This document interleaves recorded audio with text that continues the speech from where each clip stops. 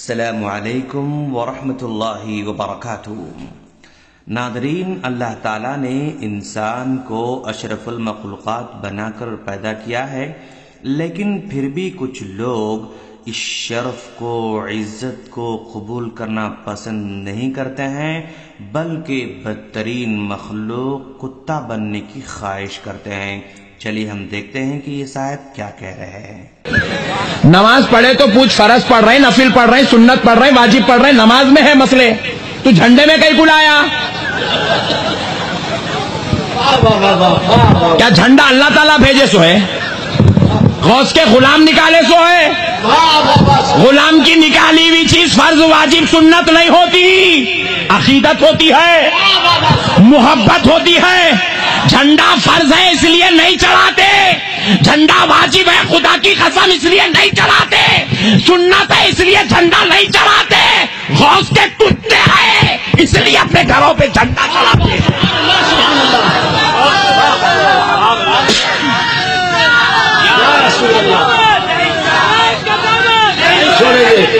نہیں چھوڑیں گے، غوث اعظم سے محبت ہے اس لیے جھنڈا چڑھاتے ہیں۔ ناظرین، دیکھا آپ نے، ہم کو اس ویڈیو میں دو باتیں معلوم ہو رہی ہیں۔ نمبر ایک، یہ صاحب کہنا چاہتے ہیں کہ ہم جھنڈا فرض، واجب اور سنت سمجھ کر نہیں چڑھاتے ہیں، اور دوسری بات، ہم غوث کے کتے ہیں اس لیے چڑھاتے ہیں۔ ناظرین، سب سے پہلی بات، انہوں نے اقرار کیا کہ جھنڈا چڑھانا نہ فرض ہے، نہ سنت ہے، نہ واجب ہے۔ اب آپ بتائیں، جو چیز نہ فرض ہے، نہ واجب ہے، نہ سنت ہے، یعنی دین میں اس کا کوئی مقام نہیں ہے، پھر بھی اسی کام کی تبلیغ کرتے ہیں۔ ذرا عقل سے سوچیں، یہ بیچارے قوم کو وہ کام سکھا رہے ہیں جس چیز کا دین سے کوئی لینا دینا نہیں ہے۔ دین کی جو باتیں فرض ہیں، واجب ہیں اور سنت ہیں، ان کی طرف کوئی توجہ نہیں دلائی جاتی ہے۔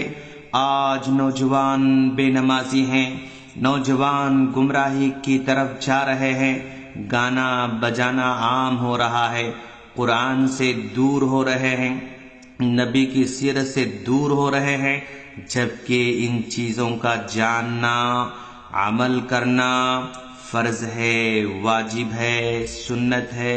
ان کی طرف دعوت دینے کے بجائے یہ ان باتوں کی تعلیم دے رہے ہیں جس کا دین سے کوئی لینا دینا نہیں ہے۔ ناظرین، ایسے محسوس ہوتا ہے کہ کہیں یہ یہودیوں کی سازش تو نہیں؟ کتنی کم عقلی کی باتیں ہیں۔ ان کا کہنا ہے کہ یہ کام پیران پیر شیخ عبد القادر جیلانی کی محبت میں کر رہے ہیں۔ ارے بھائی، اگر ان سے محبت کا دعویٰ ہے تو ان کی پیروی کی تعلیم دو نا، ان کی سچائی، ان کی ایمانداری، ان کے تقوی کی تعلیم دو، جس سے قوم کو فائدہ ہوگا، گناہوں سے بچیں گے، اللہ کی رضا حاصل ہوگی۔ اس کے بجائے آپ نے قوم کو اس کام پر لگا دیا جس کا حکم نہ اللہ نے دیا، نہ نبی نے دیا، نہ خود پیران پیر نے دیا، بلکہ قوم کا کروڑہ مال جھنڈوں میں ضائع کر دیا، جبکہ یہ نہ فرض ہے، نہ سنت ہے، نہ واجب ہے۔ کاش یہ کروڑوں کا مال جھنڈوں میں لگانے کے بجائے کسی فرض کے کام میں، کسی سنت والے کام میں لگائے ہوتے تو دین اور دنیا دونوں میں بھلا ہوتا۔ ناظرین، یہ لوگ پیران پیر کی محبت کا جھوٹا دعویٰ کرتے ہیں۔ اگر یہ سچے ہوتے نا تو شیخ جیلانی کی تعلیم کو عام کرتے، شیخ جیلانی کی سچائی کو اپناتے، لیکن یہ بیچارے قدم قدم پر جھوٹ بولتے ہیں، قدم قدم پر جھوٹے واقعات بناتے ہیں، جھوٹی کہانیاں سناتے ہیں۔ پھر ہم کیسے مانیں کہ یہ پیران پیر کے چاہنے والے ہیں؟ ساری کے ساری قوم کو دھوکا اور فریب دینے والے لوگ ہیں۔ دوسری بات، پتہ نہیں ان بیچاروں کو کتا بننے کی خواہش اس قدر زیادہ کیوں ہوتی ہے؟ ان کا کتوں سے اتنا گہرا تعلق کیوں ہے جبکہ اللہ تعالیٰ نے انسان بنا کر بڑا احسان کیا ہے، اپنی ساری مخلوقات پر اعلیٰ مقام عطا کیا ہے، لیکن پھر بھی اپنے آپ کو کتوں میں شمار کرتے ہیں جبکہ کتا ناپاک جانور ہے۔ اللہ تبارک و تعالیٰ نے سورہ اعراف آیت نمبر 175 سے لے کر 177 میں قرآن مجید کو جھٹلانے والے اور کفر کرنے والوں کی مثال کتے سے بیان کی ہے، یعنی وہ کفر کرنے والے کتوں کی طرح ہیں۔ اسی طرح بخاری کی روایت ہے، رسول اللہ صلی اللہ علیہ وسلم نے فرمایا، جو آدمی کسی کو تحفہ دے کر واپس لیتا ہے نا تو وہ اس کتے کی طرح ہے جو قے کر کے پھر چاٹتا ہے۔ دیکھا آپ نے نبی نے کتے کی کتنی بری مثال بیان کی ہے، لیکن ان بیچاروں کو پھر بھی کتا بننے کی خواہش ہے۔ کتا ناپاک جانور ہے۔ رسول اللہ صلی اللہ علیہ وسلم نے فرمایا، جب کتا برتن میں منہ ڈالے تو اسے 7 مرتبہ دھونا ہوگا۔ یہ بخاری مسلم کی روایت ہے۔ اسی طرح مسلم کی ایک طویل حدیث میں آتا ہے کہ حضرت جبرائیل علیہ السلام نے ایک مرتبہ رسول اللہ صلی اللہ علیہ وسلم کے پاس آنے کا وعدہ کیا، لیکن وقت گزر گیا، نہیں آئے۔ نبی پریشان ہو گئے، ادھر دیکھا ادھر دیکھا، کچھ نظر نہیں آیا، اور کمرے میں کتے کا بچہ نظر آیا، اس کو نکال کر باہر کر دیا۔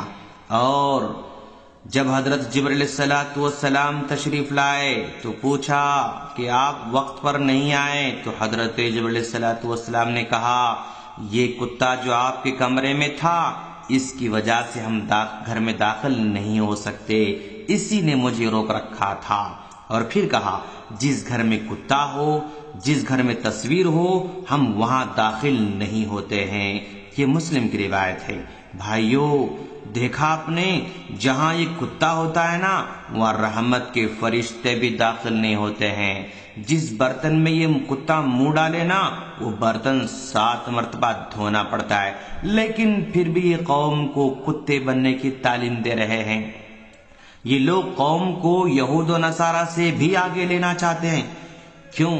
یہود و نصارہ نے کتوں کو پالا، کتوں سے صرف محبت کی، لیکن اپنے آپ کو کتا نہیں کہا، لیکن یہ بیچارے یہود و نصارہ سے بھی آگے بڑھتے ہوئے اپنے آپ کو کتا بننا چاہتے ہیں۔